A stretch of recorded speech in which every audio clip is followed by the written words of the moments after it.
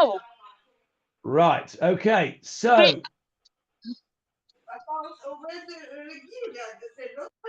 let me. Can everybody mute themselves? I'm getting some feedback here.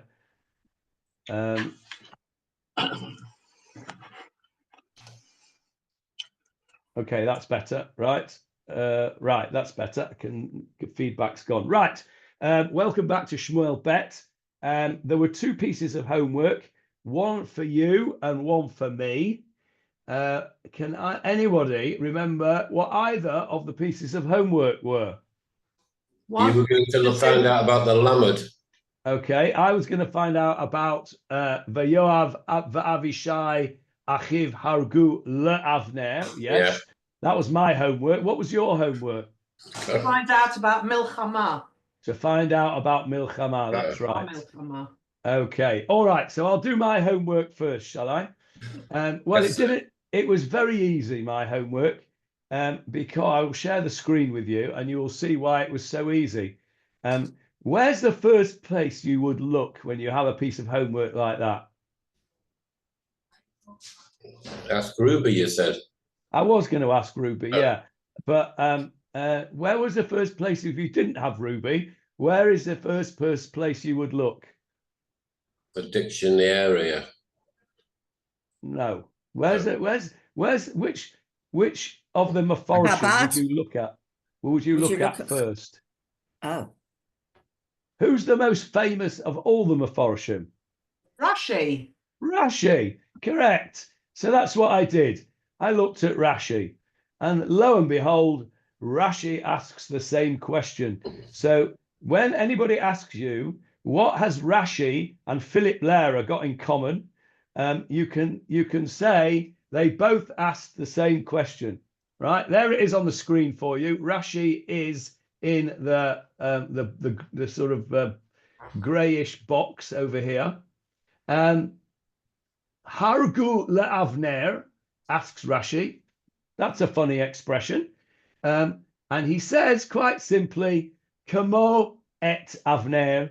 He just tells us that it's just another way of saying et Avner. But of course, Rashi being Rashi knows more than we do. And he brings us a few different examples in Tanakh where there is this idea of using the expression le in place of et. And the most famous of those that he quotes there, which we really should have thought of ourselves, is something that we say every single week, Erev Shabbat, from Bamidbar Yud Bet. There it is in bold out for you. Rafa na la. What's that from? Rafa na la. When do we say that Erev Shabbat?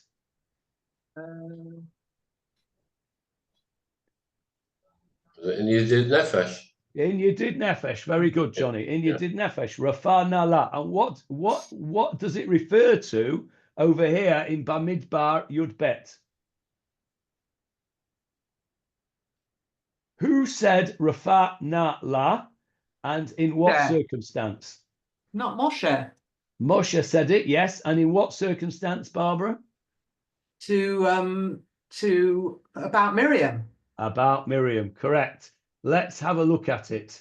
Let's get Bamidbar Yud Bet up and have a look at it in its context, just because we can. Okay. Here we go. Moshe, Miriam and Aaron are rude, as it were, about Moshe, and they about the Cushite woman. There's the beginning of the chapter. V'tidaber Miriam v'Aaron b'Moshe al odot ha'isha Cushit. And Miriam and Aaron spoke to one another against Moses regarding how he had divorced the Cushite women he had married, I'm meaning Tzipporah, for he had married a Cushite woman. And then Moshe got angry, Hashem got angry. And what happened to Miriam? Leprosy. She got leprosy. She got tzara'at. There we go. Verse 10. Ve'anan sar, the cloud went away, me'oel moed, v'hinei Miriam mutzoraat kashaleg. Miriam was afflicted with tzoraat like snow, right? And so then what happens? Aaron turns to Moshe and says, we're sorry. We're sorry. And so Moshe says, Vayitzak Moshe el Hashem leimor. And Moshe cries out to Hashem and says, El na rafa na la. Please, God, please heal la, to her. Should have said, rafa na ota, her.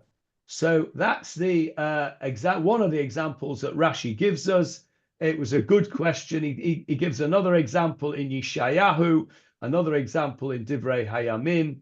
And so we can see that was a good question of Philip's. Rashi gives us the answer. That was a rather easy piece of homework, actually, because the first place I looked, I found it. So there we go. And that was my homework. Now, what about your homework? Your homework was, where's it gone? Milchama, where's it gone? What about it? Oh, why is it important? There it is. Ahmed. Why was the word milchama important? Let's read the pasuk. Yoav va'Avishai achiv hargu Avner.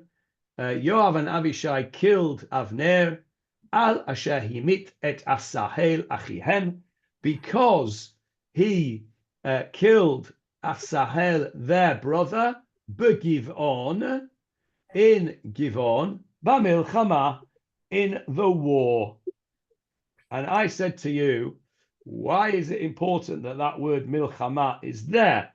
What is its significance? Why is it important?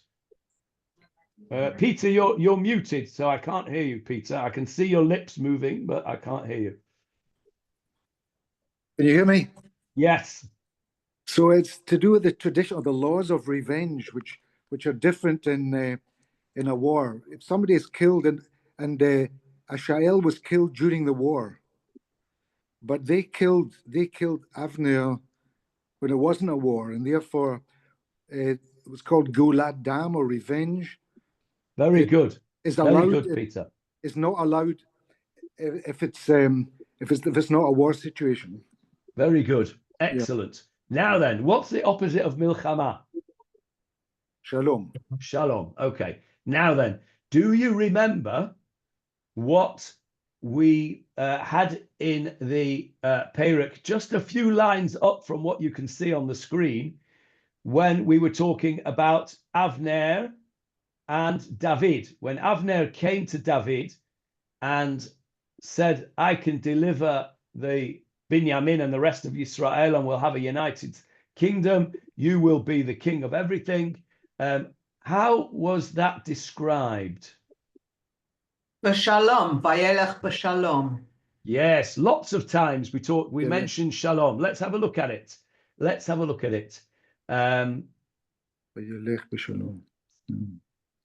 So, Vayoma Avner el David akuma ve'elecha, I'll go, blah, blah, blah, blah. Vayishlach David et Avner, vayelech b'shalom. He went off in peace. Remember, we spoke about b'shalom as in, as opposed to l'shalom, right? Don't ever say to anybody lech b'shalom. That means go to your death, basically. If somebody's going somewhere and you want to wish them a peaceful journey, you must say lech l'shalom and not lech b'shalom. Okay, lech b'shalom is what you say to somebody when you bury them. So there we go. He went off in peace. Vayelech b'shalom. Next pasuk, vayelech b'shalom. There again, it is twice on the run. Vayelech b'shalom. In contrast to our pasuk here, that he killed him b'milchama.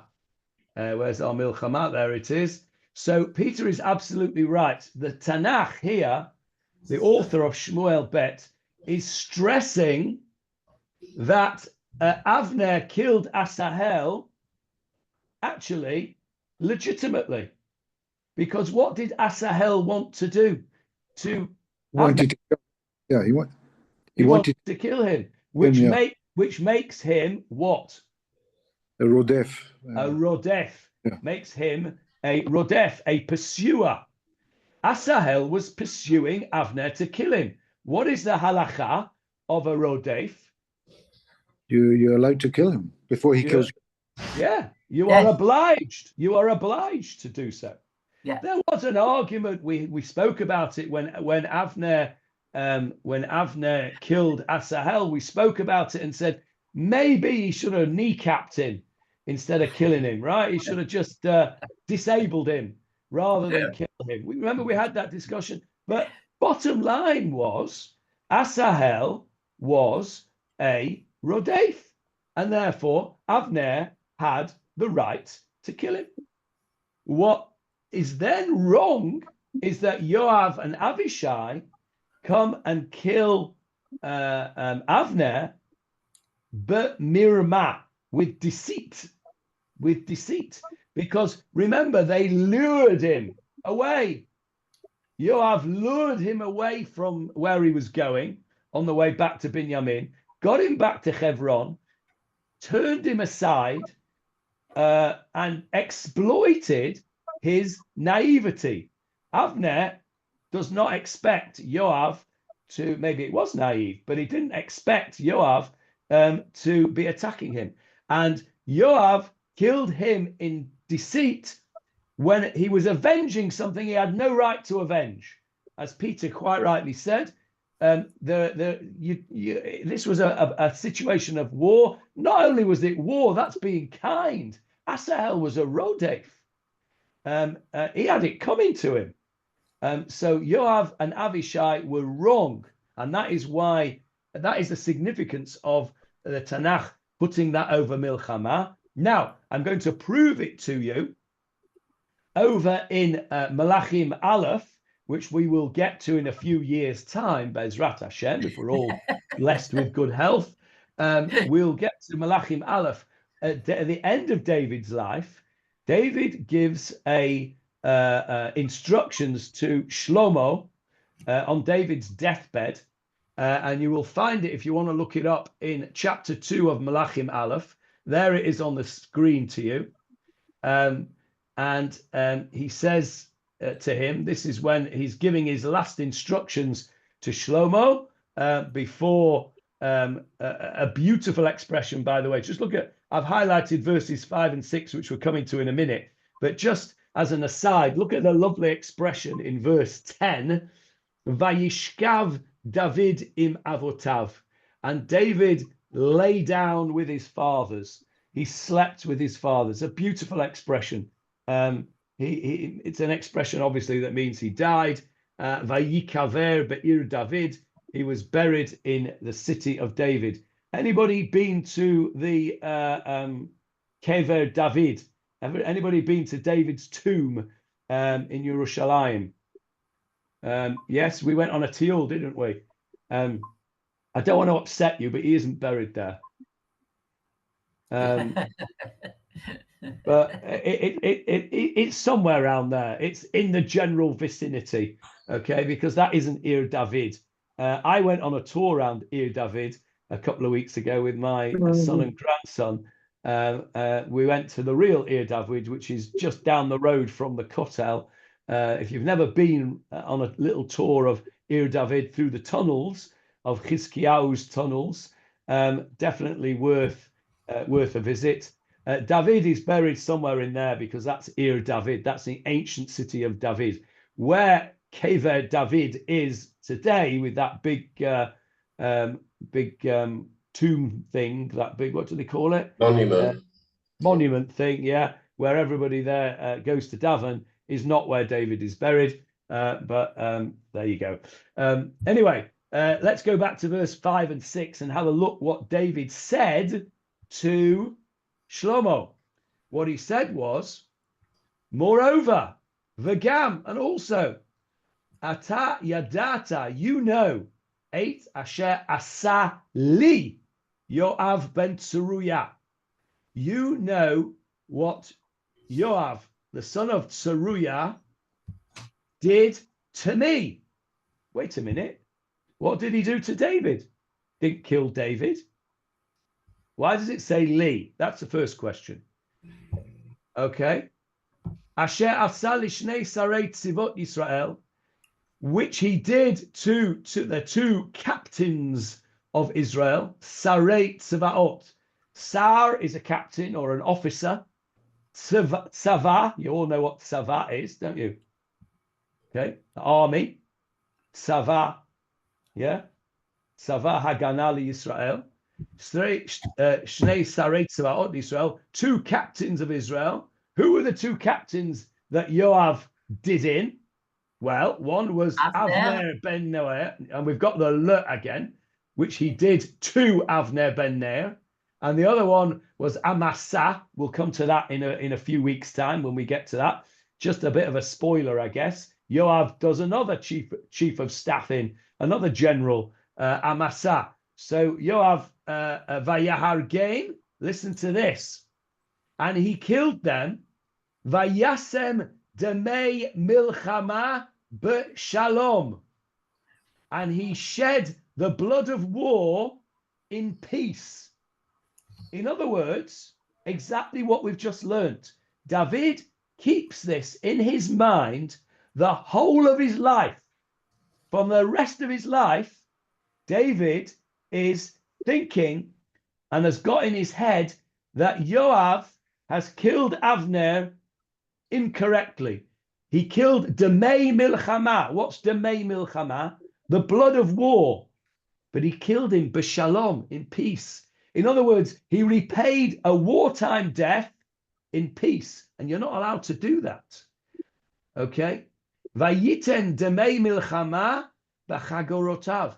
And he placed and he gave the blood of war on his belt, in his Asheba Matnav, which was on his loins, Ubana'alo, and then his shoes, Asheba Raglov. In other words, he went about his business and killed him in peace incorrectly. And then he says to Shlomo, verse 6, Va'asita kachochmatecha. You do whatever you think is right to him. You're a clever fellow. You do according to your wisdom. Velo torid sevato b'shalom sha'ol.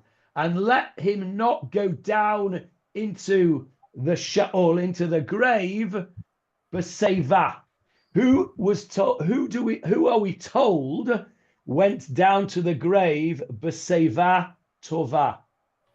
Abraham. Good, Abraham. yes, correct, Abraham, in a good old age. Seva is from the same word as satisfaction. To be satisfied, yeah. So seva means a good old age. So he's telling him in not so many words, he's telling Shlomo to do what? Kill him.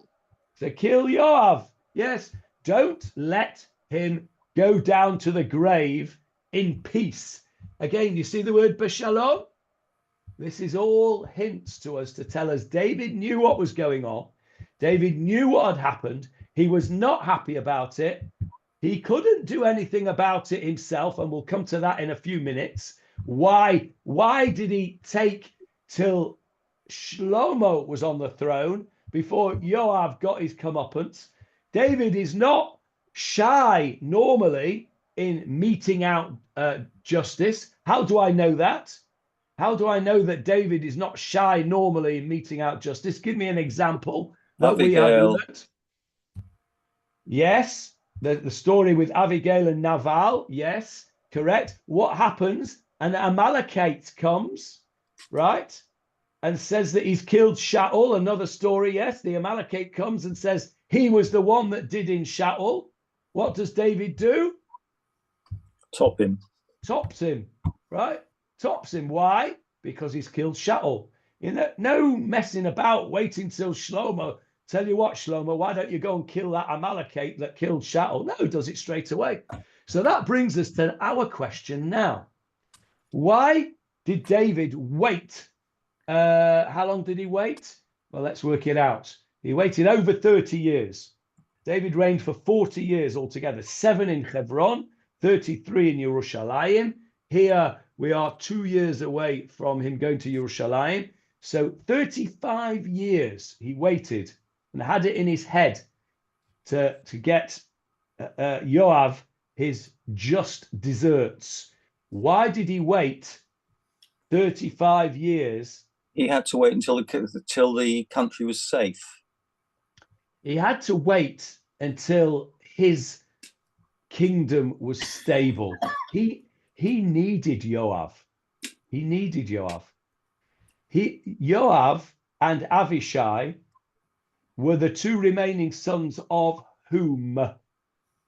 Who was Avishai and Yoav's father? Ben Suriah. I knew somebody would say that. It was a trick question, Hannah, and you fell for it. Who was Tzeruiah? David's cousin. No, you're close. Uncle. No. Brother-in-law.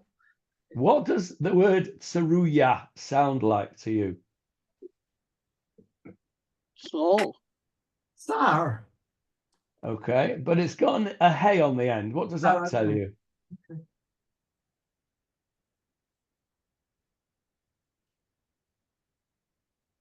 If you were to see a Hebrew word with a hey on the end, It's feminine. it's Feminine. feminine. So who was Tzeruiah? His auntie. It was David's sister. Oh. Oh, that's right. You told us. Yeah. So when I said to you who was Avishai and Yoav's father, I knew somebody would say Tzeruiah because they're called Yoav ben Tzeruiah. Okay. The answer is we don't know who their father was. We only know who their mother was. Their mother was Tzeruiah. I just wanted to throw that in just because it was a trick question. So Avishai and Actually, that's out of character, because although today we label people according to their mother, the Torah always labels people according to their father. You're right, and that's why it was a trick question. You're right, it is an unusual thing. The reason it's done, of course, is for us to know that Yoav and Avishai and Asahel were David's nephews. They were family. That's why it's done. We don't know who the father was, but we do know that Tzeruiah was. Now, the reason I asked that question, apart from just to have a bit of fun, was that they are referred to as Bnei Tzeruiah. Okay, and they're named Bnei Tzeruiah in a particular circumstance. They are called Bnei Tzeruiah when David is frustrated with them, because they have the Bnei Tzeruiah all 3 of them have a common character trait, which is they're hot-tempered. They're hot-tempered, correct? Like their uncle. Like their uncle. Just like David was also a hothead. Who was it that calmed David down in previous stories? Abigail again. Abigail. We know that David was a hothead. He was a gingy, right? He was a redhead, and redheads are hot-tempered. The Kohanim were said to be redheads, and they were said to be zrizim. Zrizim means people who are gonna get in there quickly. They're not gonna, they're not gonna mess about. They get in there. So these Bnei Tzeruiah were hot-headed, and when David wants to restrain them, he refers to them as Bnei Tzeruiah. Let me see if I can find the examples of Bnei Tzeruiah. I didn't get it ready, and I can't remember where they are now. But it's in there. It'll come to me later on. So They're known as Bnei Tzeruya because in common, all three of them, Avishai, we know that Avishai wanted to kill Shaul on at least 2 occasions, and David had to restrain him. Asahel, he ran off and tried to kill Avner, very ill-advised, and ended up with a spear underneath his 5th rib for his troubles. And Yoav, well, he's just proved it. He's run off and killed Avner. So the Bnei Tzeruya, the children of this woman Tzeruya, were very hot-headed, all of them. And so that's the why they're called Bnei Tzeruya. They're lumped together, all 3 of them together. They were all hot-headed, bad-tempered, hot-tempered people. So that is why David cannot afford to challenge them, because Yoav actually is chief of staff, right? Who is the most important person in the country? In the country. Who has the most power? I'm not talking in a democracy. I'm not talking in a democracy. I'm talking in an autocracy. The guy in charge of the army. The guy in charge of the army. Correct. When you see a coup, who is it that how is it worked out whether that coup is successful or not? Whether the army sides with it or not. Correct. Whoever the army sides with, that's who wins, basically. If the new leader who's done the coup has the army behind him, then he will be the new leader. And if not, he won't. The army, the head of the army, is the most important person in this kind of society. So Yoav is the chief. One sec, Philip. The Yoav is the chief of staff here. So and remember, David's position is at this point in history vulnerable. It's very fragile. He's not yet the king of all Israel. He is the king of Yehuda with a small army, and that army is led by Yoav. He cannot afford to challenge Yoav publicly here. He cannot afford to do it, because if he loses, he's finished. Because Yoav will take the army with him and he will dethrone David. So that's the scenario why he cannot challenge Yoav at this point. Yes, Philip? We're living in a chaocracy here now. It's not a democracy and it's not a dictatorship. It's what I call a chaocracy. And we just got a new chief of staff yesterday. He was known yesterday. I'm not sure that the army is 100% behind this guy. The writer is going to need. So in our case, you cannot man, as was not Herzia Levy, who I think happened to have done quite a good job. Okay, well, thank you for that Yes, insight. the 7th of October. I don't think we should go down this road, but we're going to end up talking politics. Yeah, we're not going to go down this road now. We're talking about. It's not politics. It's military matters. We're talking about. I'm going to mute you all. We're talking about David and his scenario. The chief of staff Yoav is an important person. He cannot challenge him at this point because he's too fragile and he's too vulnerable. But he is honest enough. David is honest enough not to openly support Yoav. What is David's response to Yoav killing Avner? We've learnt this in the Gemarah. Those of you who he mourns him as though he was his Rebbe or a Rebbe. Yes, he goes over the top, doesn't he, Michael? He mourns him like a father.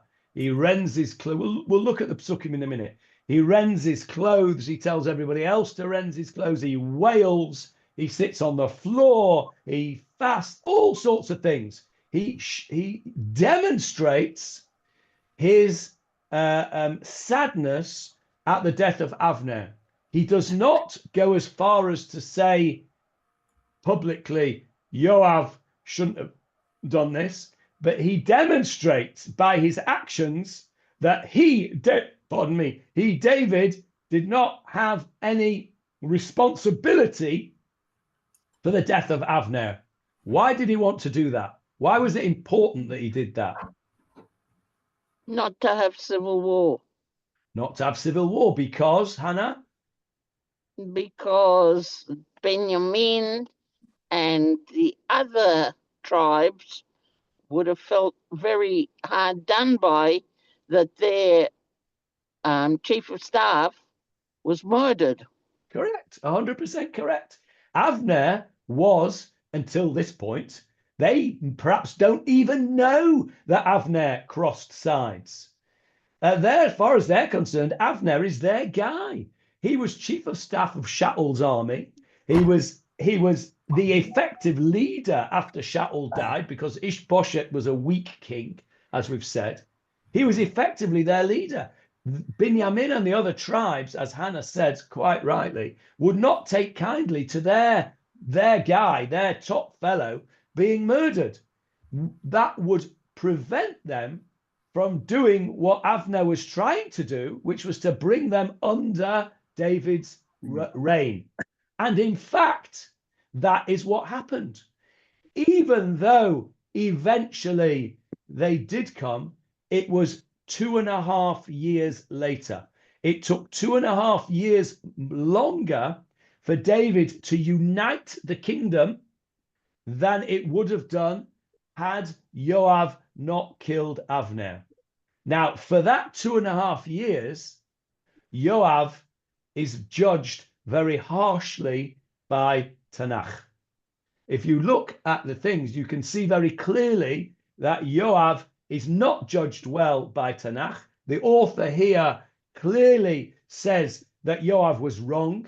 That's why we're going back to our question of Milchama and Shalom. They clearly point out Yoav was not right in what he did.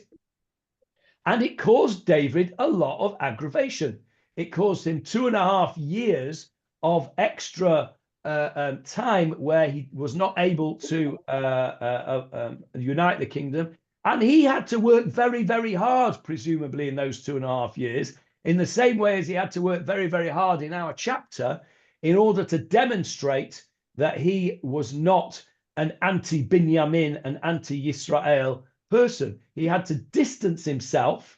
You see this all the time, don't you, in modern day politics? I don't want any examples, thank you. But you see it all the time, don't you, where leaders try to distance themselves from unpopular things that happen, right? Oh, I didn't know about it, right? Yeah, how many times have we seen that? Barbara's got a knowing look on her face. You know, we've all seen it, we've all heard it. And what do we think? Yeah, of course you didn't. Of course you didn't know about it.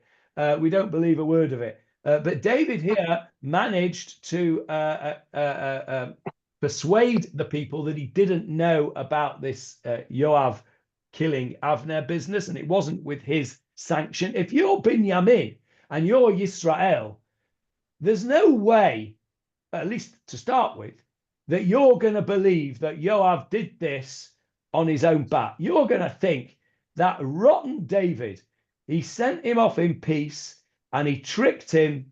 And then when he's vulnerable and he's lured into a false sense of security, he sends Yoav to kill him. That's what you're going to think if you're Binyamin, right? So David has to distance himself from this. He has to say, I didn't know about it, right? I said I didn't want any examples, but you know, the one that springs to my mind, and we can go there because it's a long time ago, Watergate, right? Watergate, we all remember Watergate. Nixon's lot didn't do anything that anybody else hadn't done, right? Going to bug other people's headquarters and what have you. I reckon that was done by all sorts of people. What was his mistake? Tried to cover it up. And then, you know, as my mother-in-law of blessed memory used to say, a lie will chase you around the world and eventually it will catch up with you. And that's what happened, wasn't it? He lied and he lied and he lied and he tried to cover it up. And then they had all them tapes and then the missing tape and the smoking gun and all that stuff. And eventually the truth will out. And it wasn't, he had to resign. So this is what David was trying the truth is actually, David did not know about this. But the optics in the modern expression, the optics look very, very bad. If you're Binyamin, you're not going to believe that he didn't do it. So he had to work. But hold it. Benjamin would actually be thinking, what the hell was Avner doing going to see David anyway? Was he a traitor anyway? So it's not quite so clear. Correct. However, even allowing for that, they still think that David's killed their man.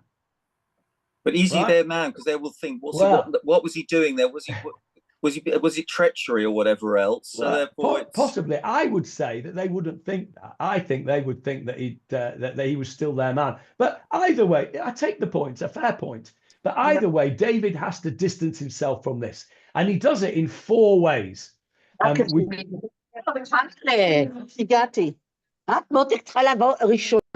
We've looked at some of this in the Gemarah Shir, but let's just go in more detail now in the Tanakh Shir.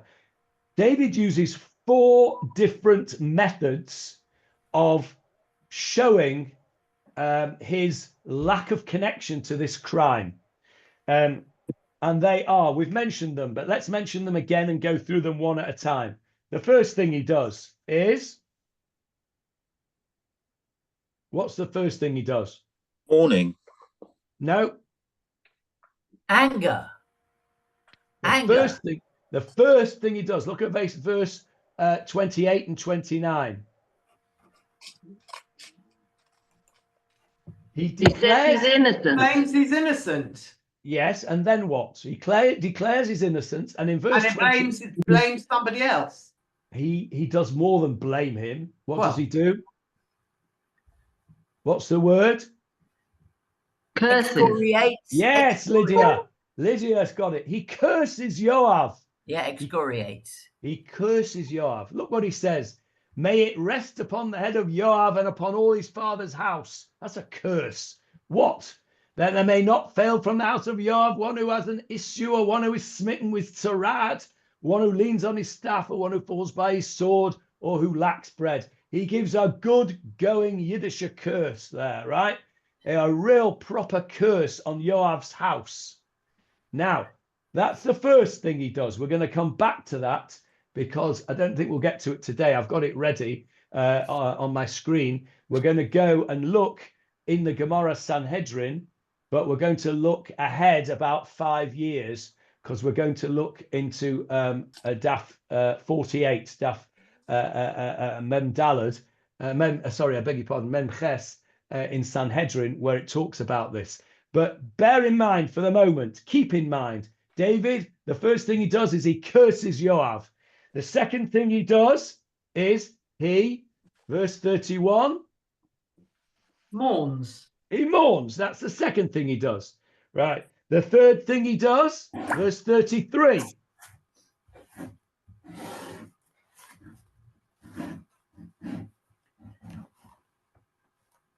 He lamented. Yes, he gives a eulogy. He laments him. He does kinnis on him. And the fourth thing he does, verse 35.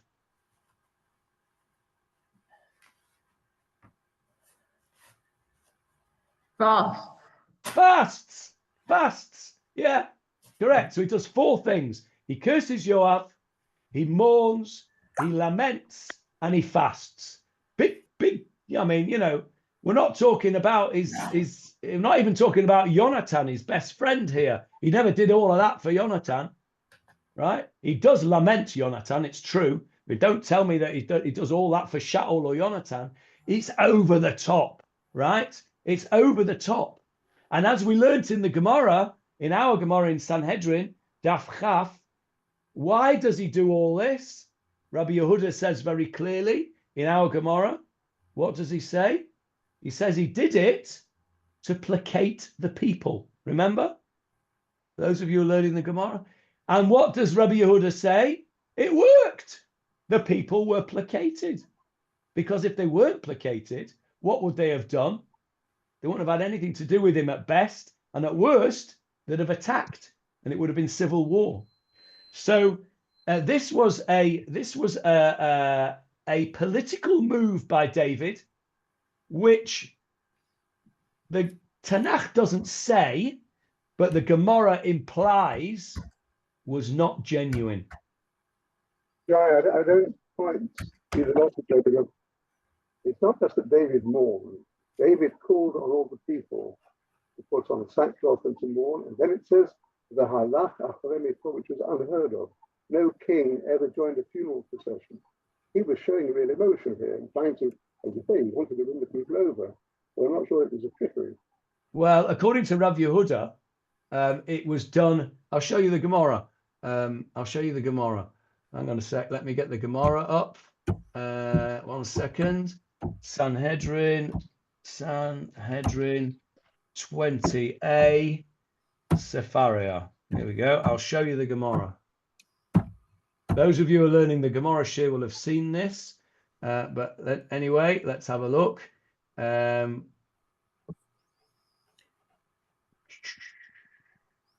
He's of course entitled to his opinion of you, why not? Sorry?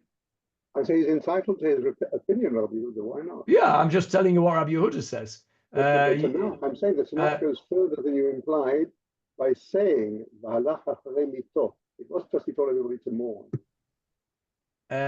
Well, if you want to disagree with Rabbi Yehuda, that's absolutely fine. But I want to show you. Where can't I find it? Here we go. Here we go.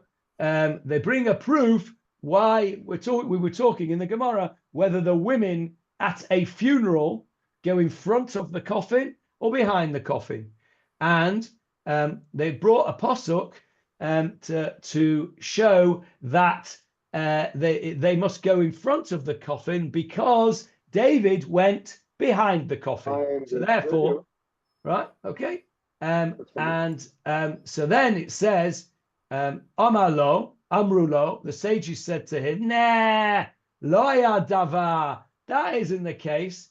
It was only Ella, right? Either only. Ella means only. Yes, exactly. Only lefayes eta'am, not genuine. It was only lefayes eta'am. Lefayes is to bring the nation to a feeling of unity. He's a king, he's a leader. It was lefayes, it wasn't a trickery. If it had said lo haya davar, hadavar haya gam lefayes eta'am, maybe. Lo ella, right? It's a lo ella. Lo ella means only lefayes eta'am. It was only done to placate the people. That's definitely the implication of this Gemarah, that it was done only in order to placate the people. And what was the outcome? V'nitpaisu, it worked. They were placated, right? Look at the translation in English. I didn't make this up, right? In case you don't trust my translation. The matter was only to appease the people, and they were appeased. So you can have your opinion, Ivan. I'm not disagreeing with it. What's wrong with that? Why is that a criticism of David? It's a criticism because it wasn't. He didn't want the people to see that he was responsible for the death. Yeah. I'm not saying he shouldn't have done it. He wanted to keep the people together. 100%. He had to do it. Because otherwise there'd have been civil war. So he was right to do it, but it wasn't genuine. And the point that I'm saying is that it's in a way it's not a criticism of David. It's a praise of David as king. That he actually and it's another example of where you can, maybe it's another example of where you're able to tell a white lie in a way for the benefit of the people, right? HaKadosh Baruch Hu says to Avram Avinu that Sarah laughed, right? And in fact, why did she laugh? Because she said, I am old. What did she really say? You're old. Avram's old. HaKadosh Baruch Hu changed it a bit in order to keep the peace. Maybe this is another example. David was not genuinely lamenting and mourning Avner to this degree, which he didn't mourn even Jonathan, his best friend, genuinely. This was David the politician, David the king, David the leader. I'm not saying it's a bad thing. I'm just pointing out that the reason that he did it was to lafayes et ha'am, to placate the people. So I don't think we're saying something different here. I think we're saying the same, except I don't think this was genuine emotion the way it appears. But the point is, look at our pasuk here, right? Lamed Vav 36. V'chol ha'am hikiru, and all the people recognized it. They took it on board. They bought it. Vayitav be'eineihem, and it was good in their eyes. Kechol asher asa melech be'einei kol ha'am tov. Right? Next verse, in case you're not sure. Vayedu kol ha'am, and all the people, v'chol Yisrael, and all of Israel, Bayomahu, on that day they knew, ki lo hayta mei hamelech la'amit et Avner ben Ner. They knew that it was not from the king that Avner was killed. Explicit. We talked about this in the Gemarah share last Wednesday, that this is the proof that that is what he did it for, and it worked. Okay, now that's fine, no problem. So let's have a look at the four things that he did just quickly before we finish. The first of them we said was he curses Yoav. Now, I want to take you, okay, we will get to it today. I didn't think we'd get to it today, but we'll start it today. Maybe we won't finish it. I want to take you to Gemarah Sanhedrin 48b. What happens? Now, let me ask you a question. Was David entitled to curse Yoav for what he did? Yes. Yoav killed Avner. He killed Avner b'shalom, and he was paying back Avner b'milchama, which we have said was inappropriate. Inappropriate. Right. So Yoav also, as we've just seen, potentially caused the civil war. Right? He avoided the civil war was avoided by David's actions, but Yoav potentially caused civil war. Was that a good thing? No. No. Right. Yoav caused, as we've already said, a delay in the unification of Bnei Yisrael by 2.5 years. Was that a good thing? No. No. So is David entitled to curse Yoav? Yes. Yes. Yes. You would have thought so. Now, if somebody curses somebody else when he's not entitled to curse somebody, what happens to those curses? They return to the guy who did the cursing. Correct. They return to the cursor, right? Yeah. They come on the head of the cursor.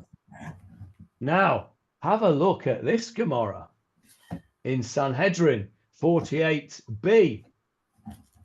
Amar Rav Yehuda, Amar Rav, Kol klalot shekilel David et Yoav, all the curses that David cursed on Yoav, nitkaimu bezaro shel David, were fulfilled on the children of David.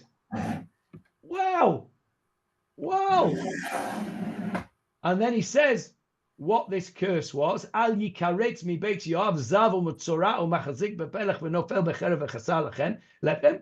That is a quote, as you can see, from Shmuel Bet Chapter 3, verse 29, which is our pasuk over here. So the Gemarah in Sanhedrin says, according to Rav at least, that the curses that David put on Yoav came back on him or his children, implying what? That Avner was not such a nice guy as made out to be. Well, implying that But David knew. Well, implying that he had no right to curse Yoav.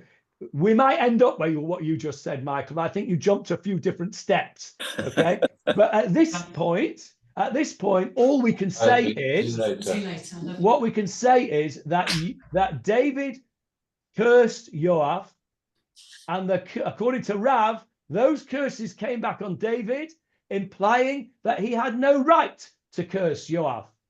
Now, the question that we are going to ask next week is, why was it, if we accept Rav's opinion, Ivor might tell me that he doesn't accept the Gemarah and he doesn't like Rav's opinion. But if we accept Rav's opinion for the moment, and that is that David's family got the curses back on them, then we have to ask the question, well, why was David not entitled to curse Yoav? We just said amongst us, and I agree with you, that on the face of it, David was fully entitled to curse Yoav. Yoav caused him all sorts of aggravation, could have caused a civil war, prevented unification of the thing, and killed an, inverted commas, innocent man. So we've got some explanations to do. No, I don't want any explanations now, because that is our homework for next week, is to explain.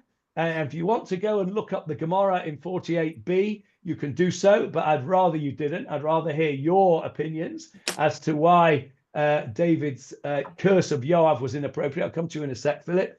But that's the homework for next week, is to think about why David's curse of Yoav bounced back on his own family. Yes, Philip.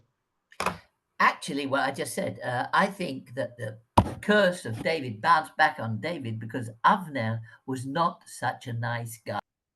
Okay. Philip obviously did not hear me say, I don't want to hear now, I want to hear next week. So he can't help himself, because he's so excited by the Gemarah and the Tanakh that he has to give his answer straight away. You can be first up next week, Philip, with your answer, okay? First up next week. You won't be here next week. Why not? We'll miss you. Right. So next week's homework, why is David's curse not fair on Yoav? Any questions on this week's shiur, then let me know. Any questions? No? Right. Jolly good. Shavua Tov, everybody. Thank you. Tefillah shir tomorrow night, shir shel yom.